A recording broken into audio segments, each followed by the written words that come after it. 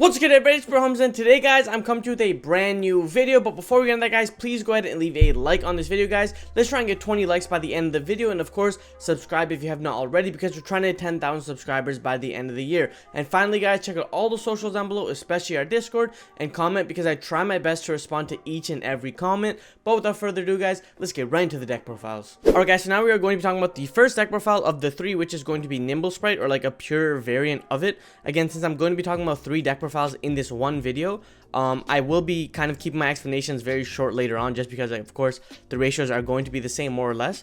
But starting off with the video, guys, we do start off playing triple Spright Blue and triple Spright Jet. Now, this is probably the most consistent we do play within the other decks as well. Again, Spright Blue is very good in the combos as well. When you special summon, you get any monster, and then if you control a level 2 or a rank 2 monster free special summon, which is like almost always the case, you're always going to be triggering Spright Blue, so this is the best card of the deck. And then we also play triple Jet. Now, Jet gets the spell card, so that's why we play 3 and 3 of each. Jet has the exact same summoning requirements as Blue, so again, there's not really much to say about it. 3 Blue, special, get the monster. 3 Jet, special, get the spell and trap card. And then we are playing double red and 1 carrot. Now, I do believe that within my variants, I think this is the only variant I play that has 2 red, just because it comes up being able to negate turn 1 and then being able to have an additional gate turn 2, or just follow up play for turn 2s, turn 3s as well, and just consistency overall. Playing 2 reds pretty good, then the 1 carrot. Now, I feel like you definitely need to be playing 1 red and 1 carrot no matter what the variant is, just because have the generic access to the monster negate as well as the spell and trap negate is very good, because technically speaking, the basic lines like special Blue get Jet, Jet get spell trap card, spell card get red or get carrot, and then continue from there, so it's pretty important. But then moving on, we play the Nimble package, which is very insane. We play triple Nimble Beaver, which again, when you drum summon, he can special any Nimble monster, but you just summon himself, because Angler has the effect where if this card is sent from the hand or field or deck to the graveyard, you can go ahead and special summon up to 2 Nimble monsters. So basically, you go Nimble Beaver, summon Angler, and then link away into your Sprint dump the last Angler, and then Angler summon the last 2 Beavers. So it's a nice little engine that gets rid of all the cards, but it really helps with consistency overall, especially opening Beaver plus any of the extenders is very powerful as well. And then again, Angler's like the only quote-unquote brick in the deck where you don't really want to open it, but you play 2 because even if you draw it, you still want to be able to play, so it definitely doesn't become a hard brick in a sense. And just being able to normal summon your Nimble Angler and then special summon your other Spright monsters is pretty good.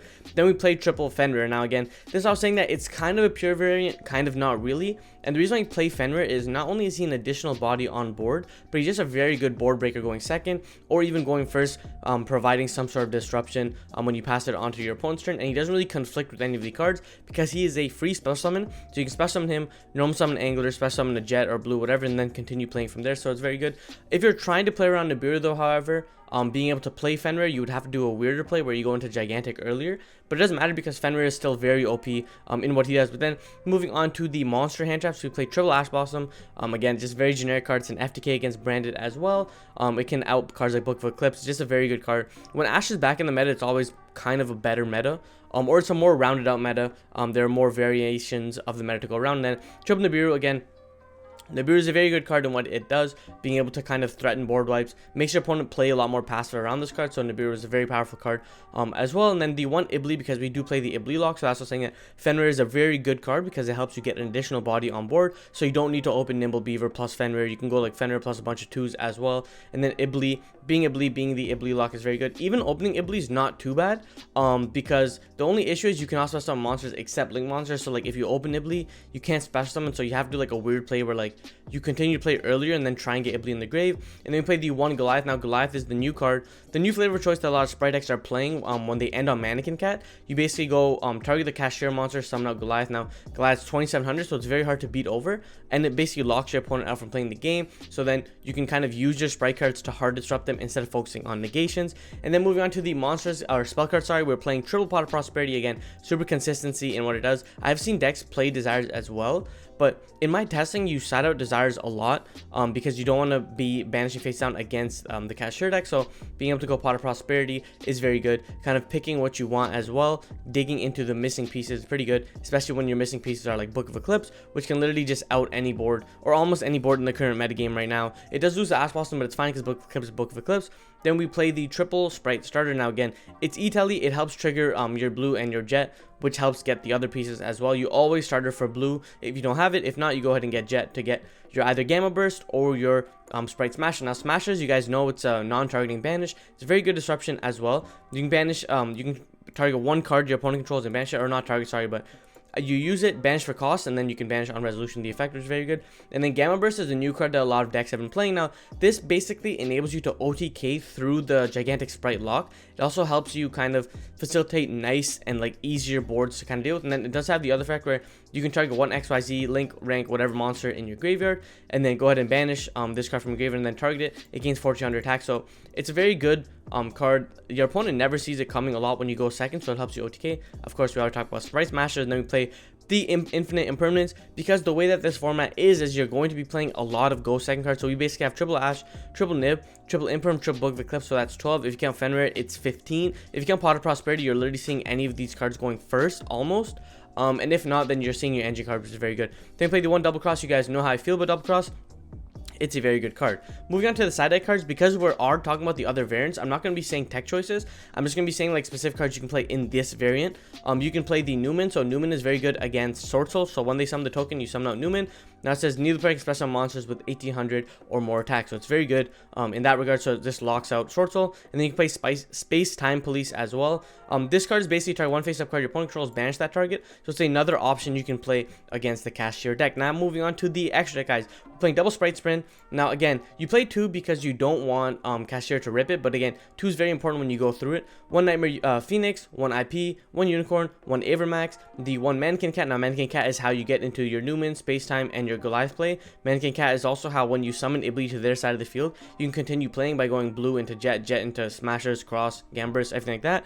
If you guys haven't seen my combos, guys, somewhere over here in this general area, we play the one Oni Bamaru Soul Sweeper, Soul Sucker. This card's really good. The one Jin Buster, the one Ninja Shadow Mosquito. Now this is a very good card on how you like OTK your opponent as well. Double Gigantic Spright, one Downard, and then double Zeus as well. So again, the cards you're playing double of, our opponent won't rip, so he has to choose. So if he wants to rip Downard, that's perfectly fine. We still have Zeus. If he wants to rip the Mosquito, Jin Buster, any of these cards, it doesn't matter as well, because the main way we win using this deck is either Ibli or Goliath, or we Zeus the board and control from there. But that was it for the first variant, guys. Now let's go on to the second variant. So now, guys, we are on the second variant. Now this variant is going to be Runick Spright, and I'll explain my choices as I continue. So again, guys, like I said before, I'm not going to be spending too much time explaining the Spright engine or the Nimble package, because it's very, very standard. So again, triple blue, triple jet, one carrot, one red. This time we're not playing the second red. Now it doesn't really matter. I was just trying to cut this deck down to 40 as much as possible, but it was very difficult. But playing the second red, you don't miss out on it too much. We play the triple Nimbles, the double Nimble Angler with the Beaver, and then we played the double Swap Frog. Now if you guys saw my combos, you play Swap Frog to specifically get into the totally awesome play. So if you have any of the Runick cards or any of the extenders, you can do that play instead. It's very good. Then play triple Ash Blossom, triple Nibiru, and then for the Runick cards, you play double Fountain. You don't really need triple Fountain. We play triple Runick Destruction, which is target one spell trap card your opponent controls, pop it. We play triple Flashing Fire, which is target one special summon monster your opponent controls, and pop it. Now note, you cannot pop normal summon, so you have to wait. This is the Freezing Curses, which you can target an effect monster and negate. Again, has to be an effect monster, not a non-effect monster. And then this is the one Runick Tip, so you can add one Runick card from your deck to your hand, which is how you kind of get any of these guys. You can also get Fountain as well, and then you can play through that. So again, like I said before, guys, it's 2 different engines. It's Spright engine and the Runick engine, which is very, very potent. And again, these cards also special from the extra deck, which I'll explain later. We played the one Runick Slumber as protection. Being able to protect your cards like totally awesome, and other cards like that are very important. Then we play the triple Spright Starter, which helps us extend into our other plays, and then we play the one Spright Smashers, followed by the triple Infinite Impermanence. Now moving on to the tech, guys, you guys see I don't play double cross. In this variant, it was kind of hard for me to fit double cross without going too high, because I'll play double cross, I'll play red, I go to 45 cards. Now I know the consistency is definitely there with the Runick cards, but you almost always want to open almost 2 Runick cards plus like a Spright monster as well. So being able to cut down to 40 is probably the best thing to do. But moving on to the extra deck, because we're playing the Runick cards, it gets a little tighter. We play the one Sprint, one Ahashima for the Swap Frog plays like I showcased before, the one Phoenix, because to link climb and Phoenix is just very good, one IP, one Unicorn. Honestly, you don't really go into this, but having the versatility is very good. One Avermax, one Onibamaru, one Toad, double Gigantic Spright, one Zeus, triple Runick Wings, Huggin, and then the one Gary. Now you can definitely cut Gary and you can play the second Zeus. You can probably cut one of these guys and play a different card as well. But basically, if you think about it, if you're playing double Huggin and they rip a Huggin, you only have one Huggin, so you don't have follow plays for next turn. So that's why I decided to play triple Huggin, because you just don't want to lose the card at all. So yeah, so that's it for the Runick Spright engine or deck, sorry guys. Again, like I said before, my explanations of them are going to be very short because I'm going to be talking about 3 of the basically the exact same deck. The Runick cards are very good. They help facilitate through a lot. They help push through a lot. Even though you're giving up your battle phase, it doesn't matter because you just out-resource your opponent to the point where they either scoop or you just OTK them. So you give up your battle phase, then during your opponent's turn you play as well. So you just gave up the same battle phase, right? And then again, during your turn, you just do Spright combos, pass, and then they can't play. So that's it for Runick Spright, guys. Now let's go on to the next variant. Alright guys, starting off with the third variant is going to be the Live Twin Spright variant. So again, we play triple blue, triple jet, again, very standard. 1 red, 1 carrot, nothing to change about this.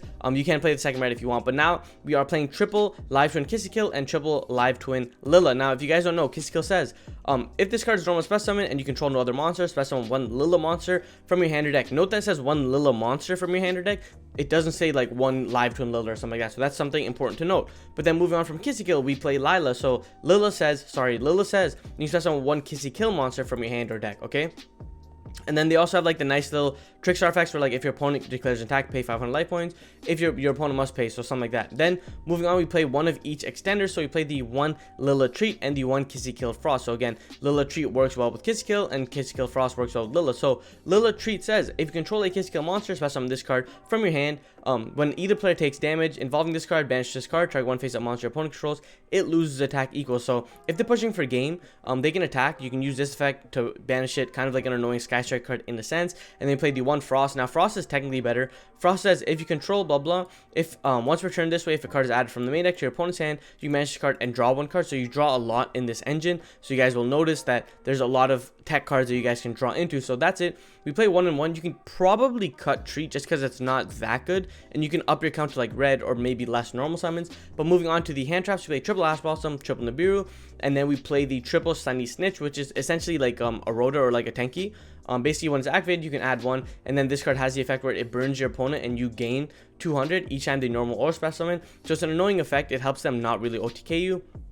Then we play the triple Secret Passcode, which is basically add any spell or trap card from your deck to your hand. Then if you can control, you can add an Evil Twin monster instead.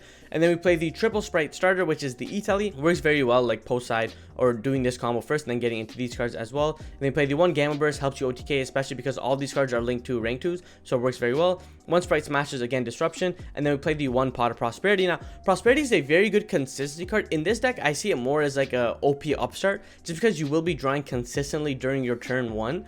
Going to Prosperity is okay, but it's not that good. But opening with Prosperity to get into your play is very good. And then again, like I said before, it's just a better upstart goblin in this deck. Then we play triple Book of Eclipse and then triple Infinite Impermanence to round off a cool 40. Again, like I said before, you can play the double cross, but it's kind of hard because you're playing a lot more link monsters, and attaching material is always better because you technically officially get rid of the monster from the field. But then moving on to the extra guys, we play triple of the Evil Twin Kissy Kill and triple of the Evil Twin Lila. Now again, Kissy Kill has the effect where this card is special summon and you control Lila monster, you can draw 1 card. During the main phase, if you do not control a Lila monster, quick effect, special summon 1 from your graveyard. Then if you do that, you end up drawing a card. This one has the same effect, but it can reborn a Kissy Kill monster, and then if you do that, you can go ahead and pop a card. So that's very good in what it does as well. And then moving on, we play the 1 Trouble Sunny Snitch, or Trouble Sunny, sorry, and Sunny is how you basically out a lot of the cards.